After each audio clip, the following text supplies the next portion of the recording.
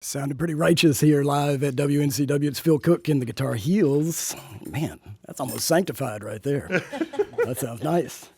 Going down tonight at the Mothlight in West Asheville. If you like what you're hearing, Phil's got presence all over social media as well. You can find him on Facebook, and I guess there's the standard web presence is what, philcook.com, right? philcookmusic.com. There we go. Phil Cook is, there's actually a Phil Cook that's a really famous beer reviewer, and he travels all over the world. Maybe He you and I guys have could work corresponded something a, out. a little bit. Yeah, good. He's a famous beer reviewer. Oh, yeah, that was a good one, Steve. Very nice. That one was okay. The crowd in Studio B is so easily entertained. That's what it is. Well, listen, I find it fascinating. Your family tree, musically, is really a who's who of WNCW programming. So you've got a band up in Wisconsin, I guess during college days. Mm-hmm. And then you make the move down this way, and people go their various ways. And we end up with, what, three significant musical entities. You have Megaphone and, Field Report, correct? Report. And then Justin doing Bon Iver, right?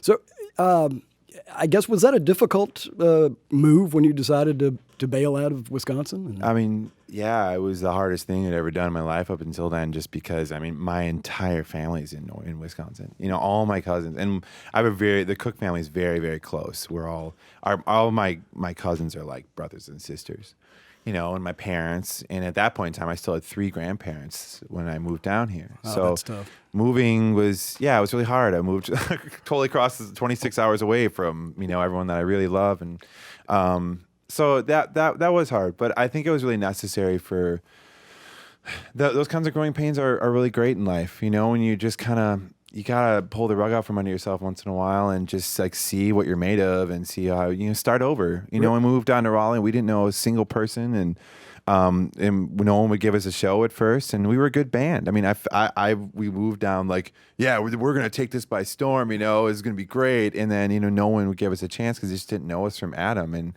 you just realize you have to start making connections, and I don't like that part of the networking part of music business. Like, it has to be organic for me. It really makes me uncomfortable to start being like, hey, here's my card. How's it going? We should collaborate sometime. You know what I mean? That's always like, I'm always, I can't do that at all, you know? Well, So I it took think a while. your sincere energy certainly carries well, because you're still working with all these folks that were old friends. You've mastered the art of the friendly band breakup, I guess. Oh yeah. Well, you know, I mean, really and honestly, we were all people that were, you know, we found each other in that dark canyon of your teenage years, and and we just, like, our friendship was real, a light onto the path. I mean, we all grew up in this isolated place where no one around us was listening to the music that we were listening to and trying to make the music that we were trying to make in our community at all. So we just really had to rely on each other, and that became way more important than just as people, to just be yourself around in those really fragile years and be uncool around. That's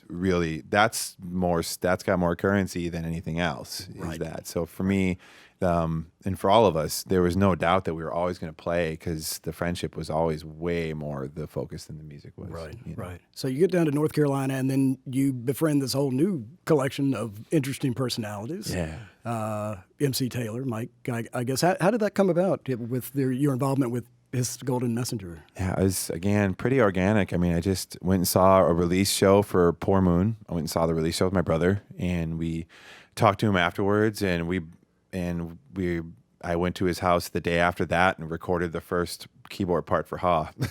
Just like that. Nice. So we immediately, like within 24 hours, we're making music together after we met physically. Wow. So, Wow. and haven't stopped since, which is great. Your brother, he manages school kids, doesn't he? Brad was formerly a manager of school kids in Raleigh. Yeah. He moved down, and within like a year, and moved all the way up to just running the thing. He's got that Midwestern work ethic, you know. Right. It just like can't help it, I guess, whatever. Master whatever you take. Yeah, master whatever. Just like, you know, we all have anxiety, but we're, master things. It's all great. But yeah, he actually, he's been touring in bands, just the same amount of time I have. And, he's kind of, just in the last 2 or 3 years begun managing So he manages His Golden Messenger and guitarist William Tyler. Very nice. Yeah. Very nice. So I think I saw you've got some dates coming up with Frazee Ford as well, right?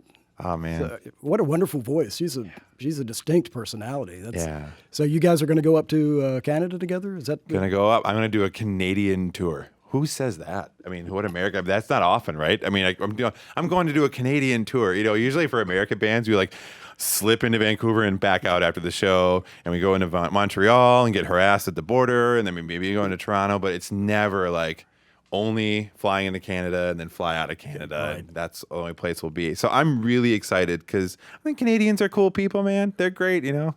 They're Yes. humble. Yes, they are. have to be.